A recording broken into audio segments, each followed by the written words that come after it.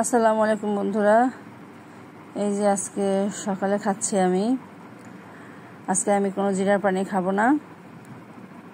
আজকে খাচ্ছি শুধু চিয়া সিড দিয়ে শুধু লেবু, চিয়া সিডের সাথে শুধু লেবু আর গরম পানি, সাথে সামান্য পরিমাণ লবণ দিয়েছি। আমি আসলে ফজর নামাজ পড়তে যখন উঠি তখন আমি এটা ভিজায় রাখছিলাম, আর নামাজ পড়া শেষ করে আমি রসুনটা খেয়েছিলাম, যার জন্য একটু গ্যাপ দিয়ে এখন বাজে 8টা অলমোস্ট।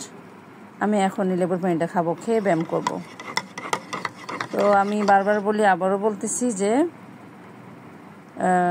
একটা কথাই বারবার বলতেছি যে ব্যায়ামটা অনেক জরুরি, ব্যায়ামটা অনেক অনেক জরুরি। আপনি একদম না খেয়ে মানে তেনায় যাবেন, লেতায় যাবেন, কিন্তু ব্যায়াম করবেন না, কোনো কাজ হবে না।